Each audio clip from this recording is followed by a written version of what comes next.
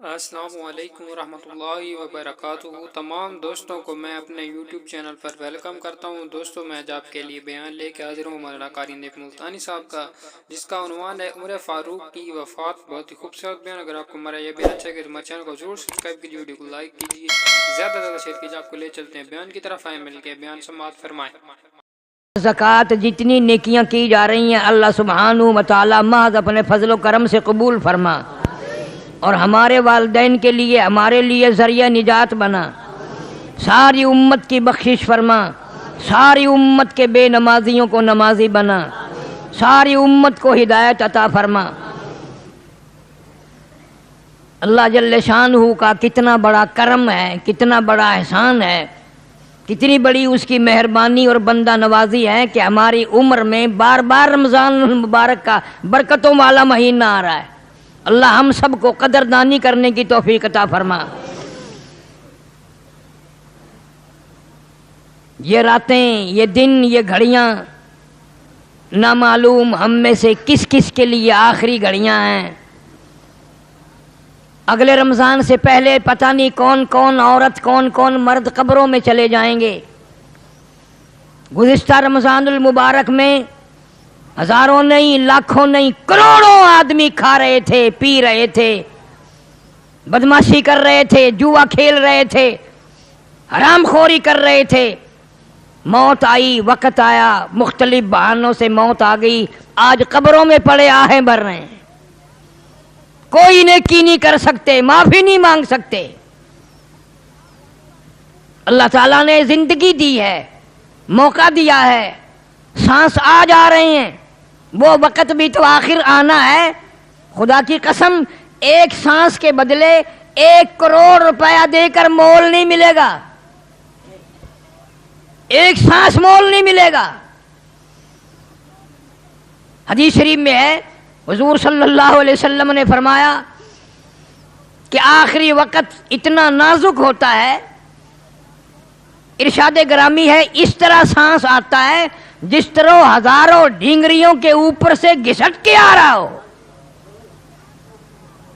کانٹوں کے اوپر سے گھسٹ کے آ رہا ہو، سانس لیتا ہے، آتا نہیں ہے۔ دھی پوچھتی ہے اماں کیا بات ہے، بہن پوچھتی ہے باجی کیا بات ہے، بیٹا پوچھتا ہے ابا جی کیا بات ہے، کہتا ہے اور تو کچھ نہیں، سانس لیتا ہوں لیا نہیں جاتا، سانس رکتا ہے، کوئی چیز پکڑے ہوئے سانس کو۔ اللہ پاک فرماتے ہیں قُلِ اللَّهُ يُحْيِيكُمْ قُلِ اللَّهُ يُحْيِيكُمْ ثُمَّ يُمِيتُكُمْ ثُمَّ يَجْمَعُكُمْ إِلَى يَوْمِ الْقِيَامَةِ لَا رَيْبَ فِيهِ۔ تم نہ تھے، میں نے تمہیں بنا لیا، ہاتھ کان تمہیں دیے، ناک دیا، آنکھیں دی، عقل دی، شعور دیا، تندرستی دی، کتنے خوبصورت خوبصورت بچے عطا فرمائے، کتنے پیارے پیارے لخت جگر نور نظر عطا کیے۔ تجھے ساری زندگی میں میرے قرآن کا خیال نہ آیا، کون خیال کرے؟ اعتقاد نہیں، یقین نہیں۔ جن حضرات کا یقین تھا وہ سب کچھ کما کے لے گئے اس دنیا سے، اسی ماحول میں روٹی بھی کھاتے تھے، پانی بھی پیتے تھے، بال بچوں والے بھی تھے، سب کچھ تھا، لیکن خدا کی قسم جب ان کی موت آنے لگی جنت کے نقشے کھینچ کر سامنے کر دیے گئے، جنت کے نقشے کھینچ کر سامنے کر دیے گئے۔ بایزید بسطامی رحمت اللہ علیہ، آخری وقت ہے، جنت کا نقشہ کھینچ کر سامنے کیا، دوسری طرف منہ پھیر لیا، پھر جنت کا نقشہ ادھر کیا، دوسری طرف منہ پھیر لیا۔ فرشتے نے عرض کیا جنت سے نفرت کرتے ہو؟ فرمایا نہیں، میں نے جنت میں جھانک کے دیکھا ہے، میں اس جنت کو کیا کروں گا جس میں میرے رب کا دیدار نہیں۔ اور یوں کہا وہ گل ہی کیا ہے، وہ گل ہی کیا ہے کہ جس گل میں بو نہ ہو، وہ گل ہی کیا ہے کہ جس گل میں بو نہ ہو، وہ دل ہی کیا ہے کہ جس دل میں تو نہ ہو، میں اس جنت کا کیا کروں گا جس میں میرے رب کا دیدار نہیں۔ دنیا کے اندر ہر قسم کا آدمی آیا، خدا کی قسم ایسے لوگ بھی اس دنیا میں آئے اور ادھر دم نکلنے لگا، موت آنے لگی، پریشانی ہونے لگی، ادھر آواز آئی لا تخافوا ولا تحزنوا وابشروا بالجنہ، غم نہ کر، خوف نہ کھا، خوش ہو جا جنت الفردوس کے لیے جس کا تجھ سے دنیا میں وعدہ کیا۔ مدنی کریم صلی اللہ علیہ وسلم نے، قرآن پاک نے، اللہ والوں نے جس جنت کا وعدہ دیا وہ جنت تیرا انتظار کر رہی ہے، 8 دروازے کھلے ہوئے ہیں۔ اور ایسا آدمی بھی اس دنیا میں آیا، مرتے وقت کوشش کے باوجود منہ سے کلمہ نہ نکلا، کلمہ نہیں نکلتا، لوگوں کے کہنے پر بھی کہ کلمہ پڑھو حضرت جی، کلمہ پڑھو ابا جی، کہتا ہے پڑھتا ہوں، کوئی چیز میری زبان کو پکڑے ہوئے ہے، پڑھنے نہیں دیتی۔ یہ سارے مناظر حالات تمہارے سامنے ہیں۔ یہاں ضلع جنگ میں ہیڈ ترمیم دنیا جانتی ہے، اخباروں میں بھی آیا، لوگوں نے بتایا، کئی سال ہو گئے، دریا میں ایک لاش تیرتی ہوئی آئی، پولیس کے آدمیوں نے نکال کر بستی والوں کے ذمے لگا دیا کہ مسلمان ہیں، دفن کفن کرو۔ مولوی کو بلایا لوگوں نے، لاؤڈ اسپیکر کھولا، چندہ مانگا، 2 آنے، مائیوں بیٹیوں بہنوں، 2 4 آنے چندہ بھیجو، بے وارسی لاش ہے، کفن خریدنا ہے۔ چندہ آیا، کفن خریدا، جنازہ پڑا، دفن کر دیا۔ تیسرے دن پتہ چلا جس پہ 2 آنے 4 آنے مانگے ہوئے پیسوں کا کفن پڑا 35 مربوں کا مالک تھا۔ تجھے کیا معلوم ہے میرے تیرے نصیب میں کیا لکھا ہے؟ ہم نے کروڑا پتی لوگوں پہ دیکھا کہ کفن نہ ملا، قبر نہ ملی، جنازہ نہ ملا، تو اللہ کی حضور میں خیر نہیں مانگتا؟ ہر مسلمان کو اللہ قبر بھی، جنازہ بھی نصیب کرے، کلمہ بھی نصیب کرے، آمین کہو۔ بہرحال حالات ہیں، دل میں خوف کھایا کرو۔ ایکسیڈنٹوں میں لوگ مر جاتے ہیں، پہچان تک نہیں ہوتی۔ صحابہ کرام رضوان اللہ تعالی علیہ مجمعین کی جماعت تو ایسی جماعت تھی، اللہ اکبر۔ ایک جنگ میں اطلاع ملی بھائی کی طرف سے کہ تیرا بھائی پیاسا ہے اور زخمی ہے، وہ پانی لے کے دوڑا۔ یہ ان کی بات ہے، ہماری نہیں، ہماری نہیں ہے، یہ ان کی بات ہے جو محمد کریم صلی اللہ علیہ وسلم کے شاگرد تھے، جنہوں نے امام الانبیاء کے پیچھے نمازیں پڑھی، رضی اللہ تعالی عنہ، جنہوں نے نبی کے ہاتھ پہ ہاتھ رکھ کر کلمہ پڑھا، جنہوں نے چمڑے اڑوا کر کلمہ پڑھا، جنہوں نے آگ کے انگاروں پہ لیٹ کے کلمہ پڑھا، جنہوں نے اپنے معصوم بچوں کو نیزے کی نوک پہ لٹکتا ہوا دیکھ کر کلمہ پڑھا۔ اطلاع ملی پیاسا ہے بھائی، پانی مانگ رہا ہے، آخری وقت ہے، یہ پانی لے کے دوڑا، تلاش کیا، مل گیا، برتن میں پانی ڈال کر دیا، برابر میں پڑے ہوئے دوسرے زخمی نے بھی آواز لگا دی، بھئی اپنا بھی آخری وقت ہے، 2 گھونٹ پانی اگر زیادہ ہو تو مجھے بھی دینا، میں بھی حلق گلا کر لوں گا۔ جس نے پانی منگوایا تھا، جس کے لیے پانی لایا تھا، اشارہ کر دیا کہ میرا اللہ مالک ہے، اس کے پاس چلا جا، اس کو پلا۔ اس نے پانی لیا اور پینے کا ارادہ کیا، تیسرے نے آواز دی، بھائی 1 گھونٹ پانی ہو تو ہمیں بھی دینا۔ اس نے دوسرے نے بھی اشارہ کر دیا، پہلے اس کو پلا۔ جب اس تیسرے کے پاس گیا پلانے والا تو وہ حوض کوثر پہ جا چکا تھا، وہ جنت الفردوس میں پہنچ چکا تھا. واپس آیا، وہ دوسرا بھی ختم، وہ تیسرا بھی ختم. تمام کے تمام نے یہ ثابت کر دیا کہ وہ حوض کوثر پہ تو پانی پی سکتے ہیں، لیکن اپنے بھائی کی پیاس کو سن کر خود پانی مرتے وقت بھی نہ پیتے تھے. یہ ان کی خصوصیت ہے.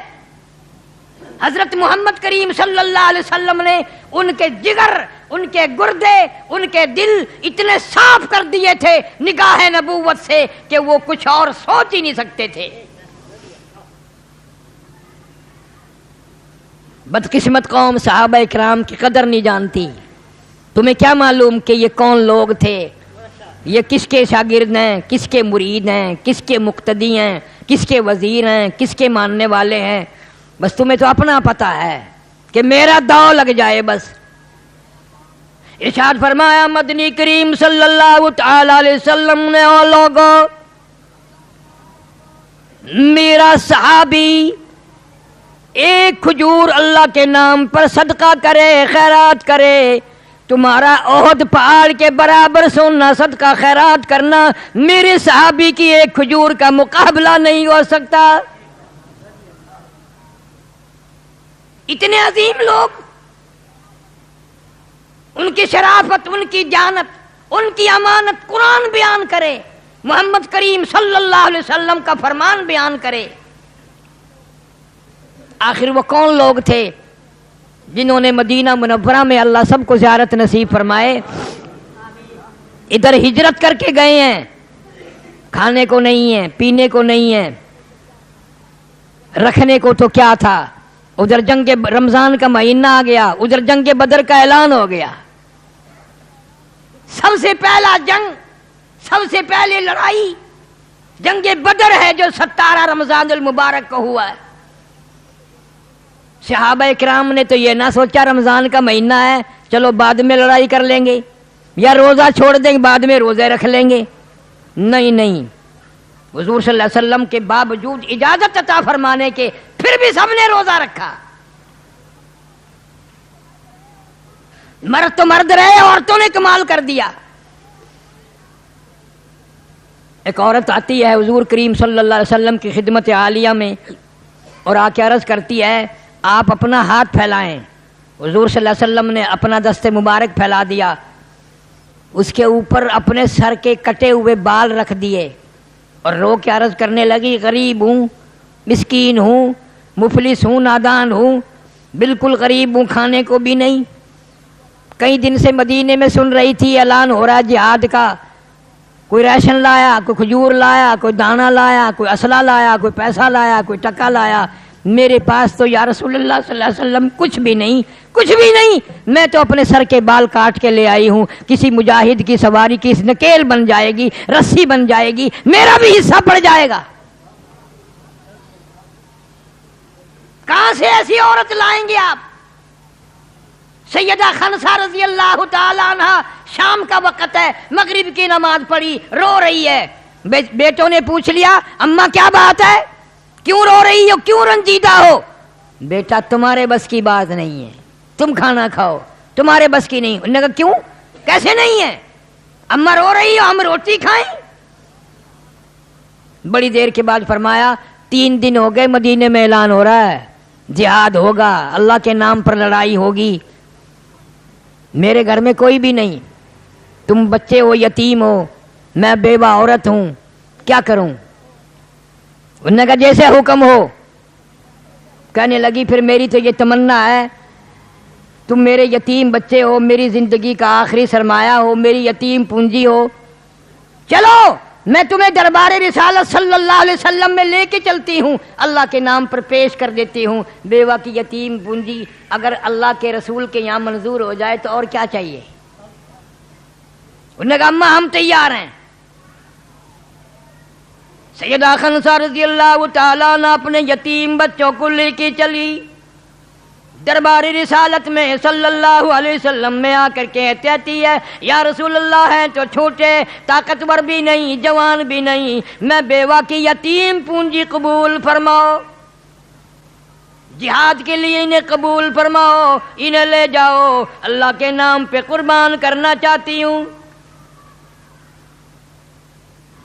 آپ نے فرمایا یہ تو ابھی چھوٹے ہیں، یہ تو ابھی بچے ہیں، خدا کی قسم ان کی اولاد کا جگر دیکھو، ان کی اولاد کے دل دیکھو، اولاد کی تربیت دیکھو، یوں ایڑیاں اٹھا کر کھریاں اٹھا کے یوں اوپر کو ہاتھ کر کے دکھاتے یا رسول اللہ میں اس سے بڑا ہوں، یا رسول اللہ صلی اللہ علیہ وسلم میں اس سے بڑا ہوں۔ اور صحابہ کی اولاد بھی دیکھو،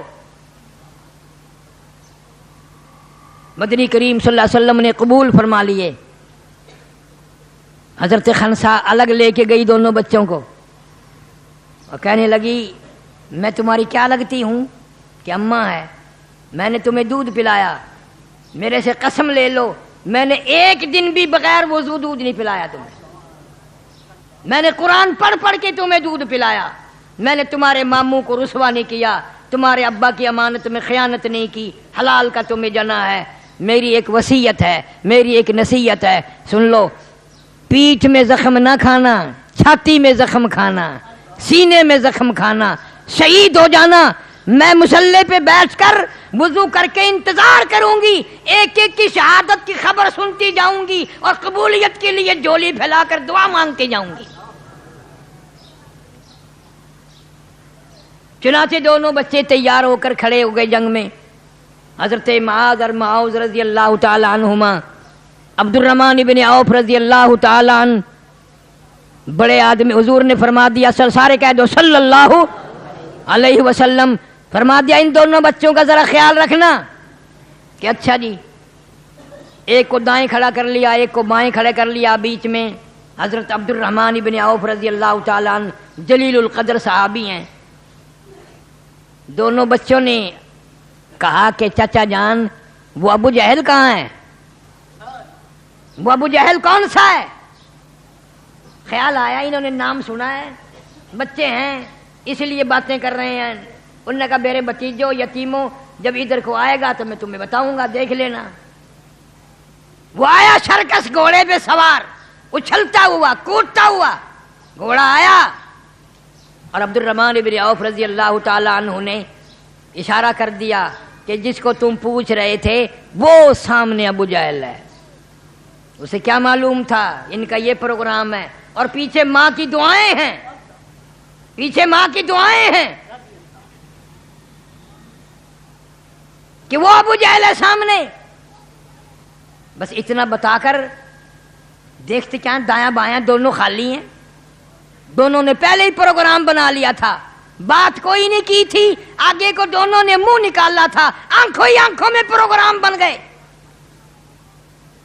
آج بدقسمت قوم آنکھوں آنکھوں میں غلط پروگرام بناتی ہے، بے عزتی کے پروگرام بناتی ہے، توہین کی پروگرام بناتی ہے، ایمان کو بڑا غرق کرنے کے پروگرام بنتے ہیں، خاندانوں کی عزت کو برباد کرنے کے پروگرام بنتے ہیں، مسلمانی کو مٹانے کے پروگرام بنتے ہیں۔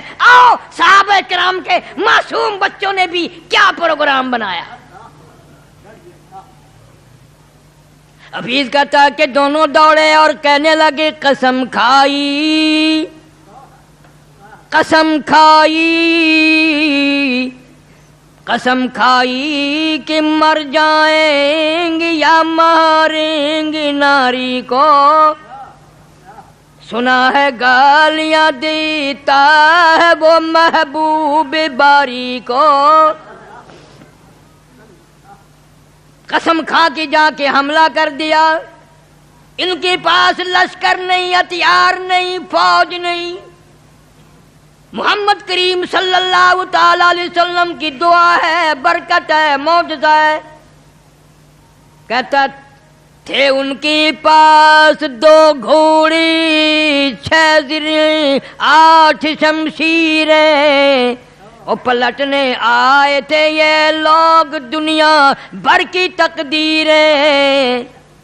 ان بچوں سے پوچھا کیا لے کر حملہ کرو گے، کیا لے کر چڑھائی کرو گے، وہاں جا کر کے کیا کرو گے؟ کہنے لگے ہم نے کیا کرنا ہے، نہ تیغ و تلوار پر تکیا، نہ خنجر پر، نہ بھالے پر، نہ تیغ و تلوار پر تکیا، نہ خنجر پر، نہ بھالے پر،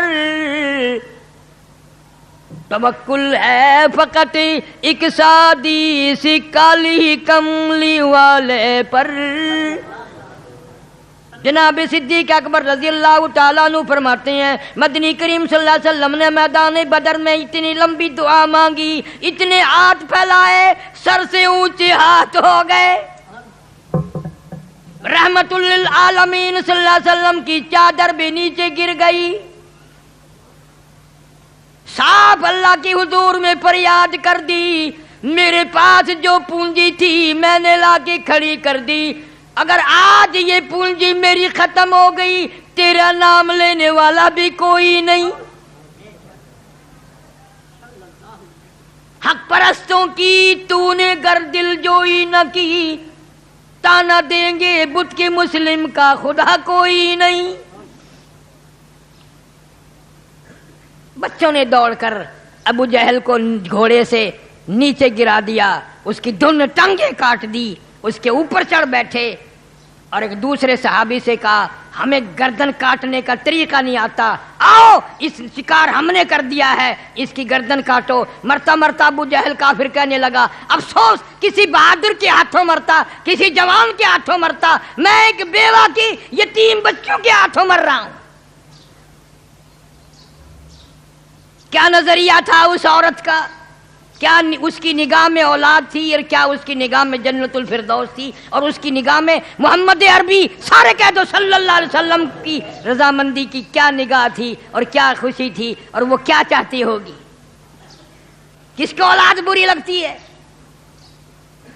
اللہ سبحانہ و تعالی نے مدد فرمائی وَلَقَدْ نَصَرَكُمُ اللَّهُ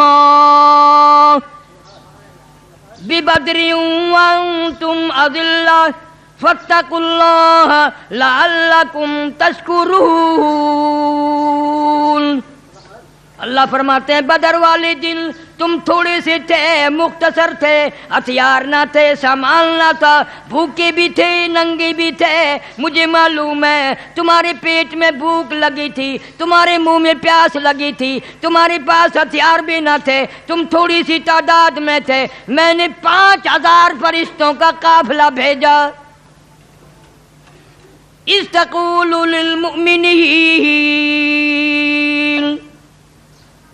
مومنوں کی امداد کے لیے فرشتے آئے، بِخَمْسَةِ آلَافٍ مِّنَ الْمَلَائِكَةِ مُنزِلِينَ، فرشتے آئے۔ صحابہ کہتے ہیں رضی اللہ تعالیٰ عنہ حضور کریم صلی اللہ علیہ وسلم نے ہمیں جو چھڑی دی لکڑی کی، ہم وہ کرتے تھے کافر کی طرف گردن، وہ جا کے پڑتی تھی۔ ابی بن خلف نبی صلی اللہ علیہ وسلم کا دشمن، میدان بدر میں سرکار مدینہ سارے زور سے کہہ دو صلی اللہ علیہ وسلم سامنے آیا۔ آپ نے کسی سے کامچی لے کر چھڑی لے کر اس کو مار دی، شرم دلائی، او گدے اتنے لوگ کان کٹے پڑے ہیں، ہاتھ کٹے پڑے ہیں، پاؤں کٹے ہوئے پڑے ہیں، وہ بھی اتنے نہیں چلا رہے، تو اتنا چیختا، شرم نہیں آتی؟ تو نے ساروں کو بزدل بنا دیا۔ ہائے، ہے تو کافر پر کیا بات کہی ہے؟ کہنے لگا او سفیان تجھے کیا معلوم، کسی کو ابو بکر صدیق نے مارا، کسی کو فاروق اعظم نے مارا، کسی کو علی مرتضی نے مارا، کسی کو طلحہ زبیر نے مارا، کسی کو سعد ابی وقاص نے مارا رضی اللہ تعالیٰ عنہ، تجھے کیا معلوم ہے مجھے امام الانبیاء نے مارا؟ اور کہتا ہے وہ میرے اوپر مارنا تو درکنار، تھوک بھی دیتے میں مر جاتا۔ آؤ نبی کی قدر کافر کی زبان نہیں سنو، تجھے آج تک قدر نہ ہوئی، تجھے آج تک اپنے محبوب کریم صلی اللہ علیہ وسلم کا پتہ نہ چلا، آ کافر سے پوچھ، دشمن سے پوچھ، اس کا عقیدہ معلوم کر۔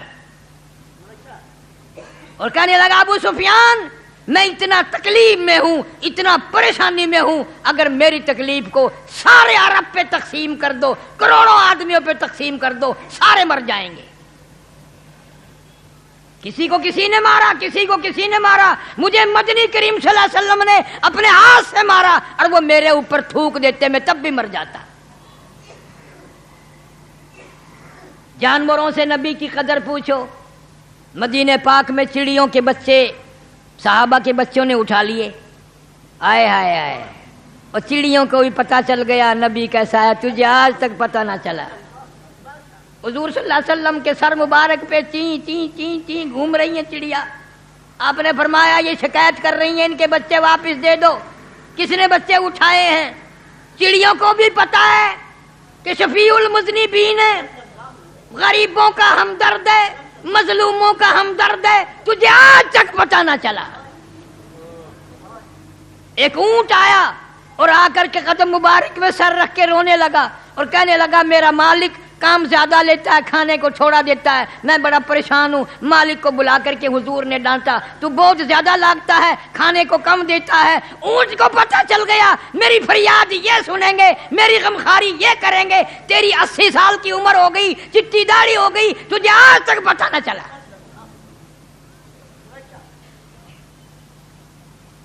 درختوں کو اشارہ کیا، اکھڑ کر آ گئے، اشارہ کر دیا واپس چلے گئے، ہاتھ میں کنکر لے کر۔ ابو جہل نے پوچھا بتاؤ میرے ہاتھ میں کیا ہے؟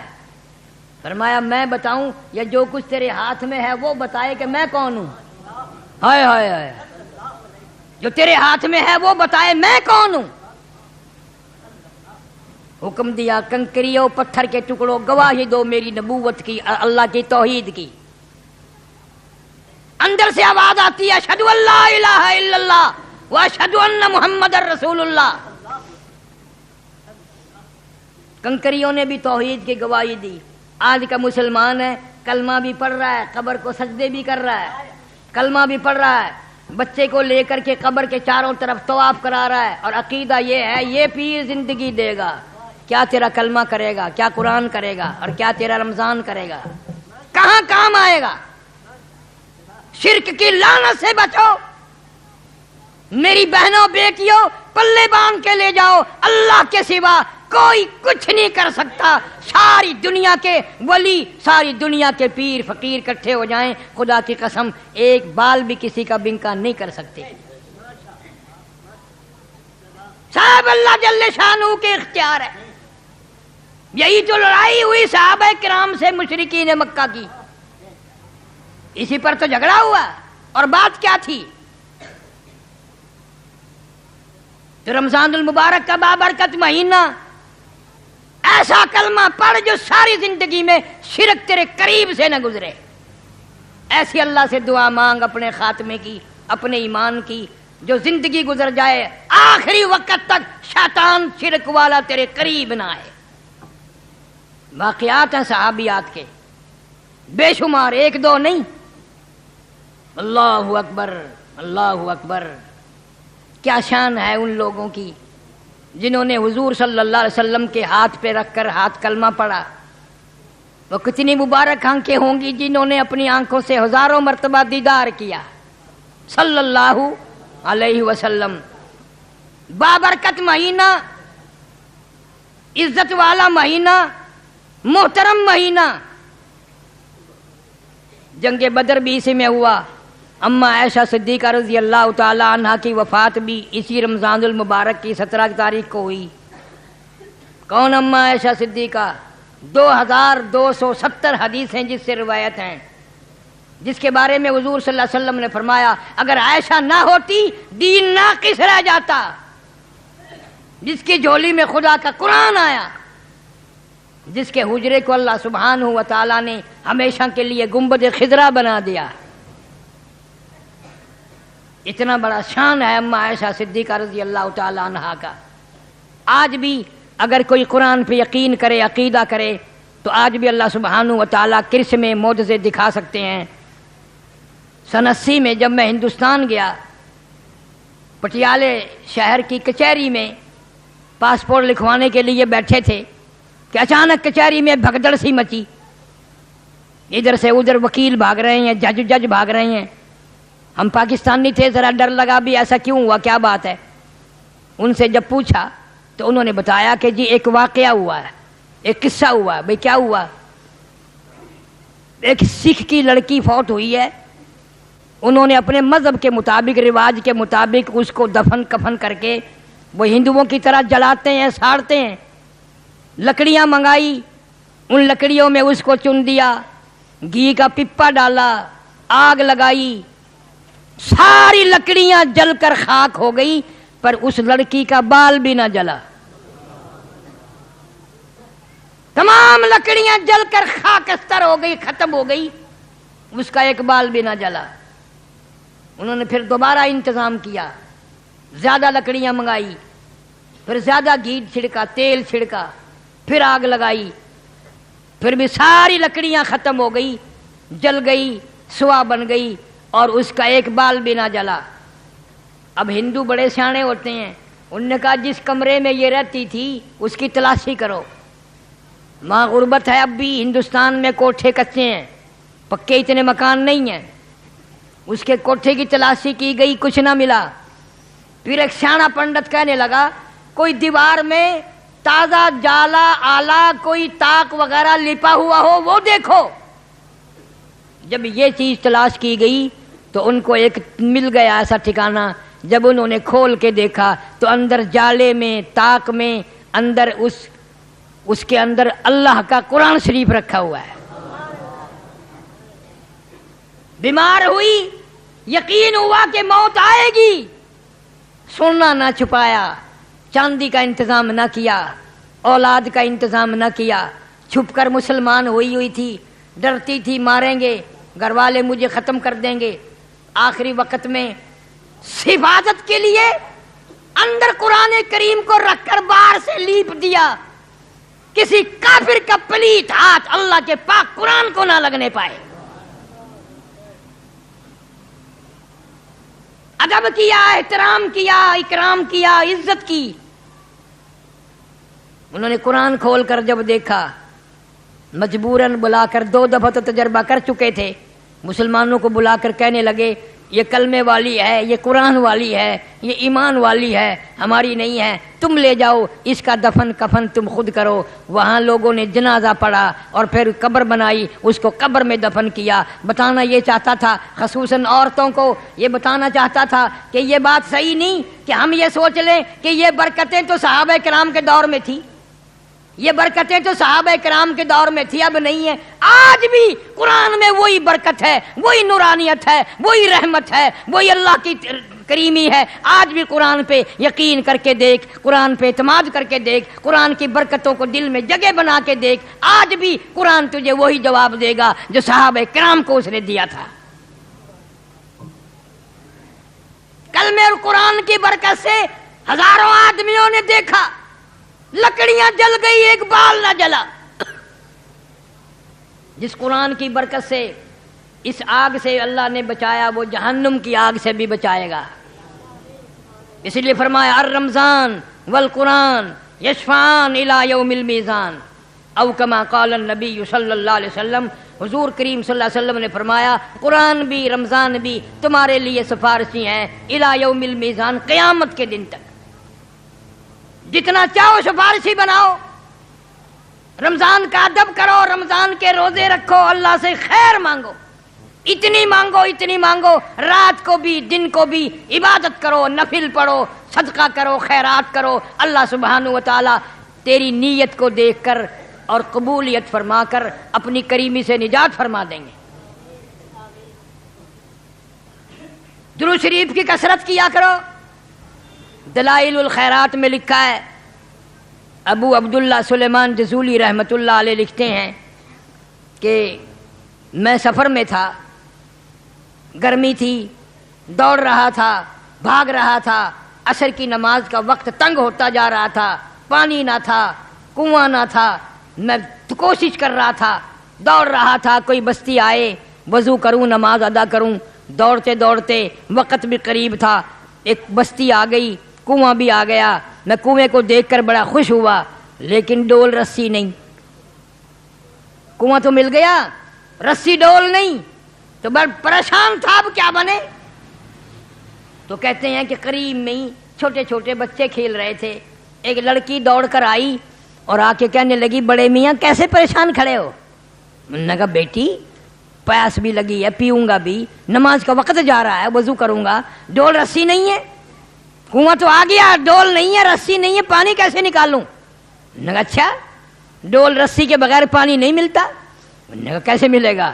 وہ چھوٹی سی بچی نے یوں کنویں کے اندر منہ کر کے تھوک دیا اور پانی ابل کر اوپر آ گیا، پانی ابل کر اوپر آ گیا۔ اللہ والا کہتا ہے میں نے وضو کیا، نماز پڑھی، پیا بھی، اور نماز پڑھ کے وہ بچی اپنے جا کر بچوں میں پھر کھیلنے لگ گئی۔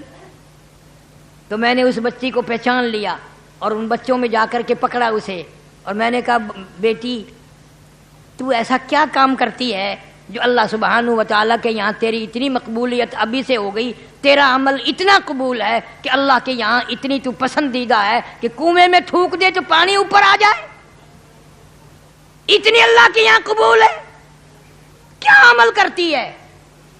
توجہ کرنا۔ کہنے لگی بڑے میاں میری عمر ہی کیا ہے، میں کس عمل جوگی ہوں، میں کس کام کے قابل ہوں، ہاں اتنی بات ہے میری ماں رات کو جب تک میں 1000 درود شریف پورا نہ کر لوں مجھے سونے نہیں دیتی۔ 1000 درود شریف پورا کراتی ہے میری اماں، پھر مجھے سونے دیتی ہے۔ وہ جن کے بچے 1000 درود شریف پڑھ کر کے سوئیں ان کے بڑے کتنا پڑھتے ہوں گے۔ آج میری تیری بدقسمتی یا قوم کی عورتوں کی مردوں کی VCR دیکھتے دیکھتے ٹیلی ویژن دیکھتے دیکھتے بکواس کرتے کرتے سو جاتے ہیں، نہ درود پاک ہے، نہ قرآن کریم ہے، نہ اللہ رسول کا نام ہے۔ ان گھروں میں برکت کیسے آئے، ان گھروں میں رحمت کیسے آئے؟ انہی گھروں سے میرے تیرے جنازے نکلنے، انہی گھروں سے ہمارا آخری وقت آنا ہے۔ صحابہ کرام رضوان اللہ تعالیٰ علیہم اجمعین کے معصوم بچے بھی اتنے نیک تھے، وہ بولنا بھی قرآن مجید سے سیکھتے تھے۔ حضرت عامر بن فہیرہ رضی اللہ تعالیٰ جلیل القدر صحابی ہے کہ کیسا اچھا قرآن پڑھتا ہوگا جس کو حضور کریم صلی اللہ علیہ وسلم بلا کر فرمائے اور عامر بن فہیرہ مجھے اللہ کا قرآن سنا، تو قرآن پڑھتا میرا دل خوش ہوتا ہے۔ وہ کیسا قرآن پڑھتا ہوگا جس کا قرآن سن کر نبی آخر الزمان محمد الرسول اللہ صلی اللہ علیہ وسلم بھی خوش ہوتے ہیں اور بلاتے ہیں قرآن سننے کے لیے، اور جس سے قرآن نبی سنے وہ کیسا قرآن پڑھتا ہوگا۔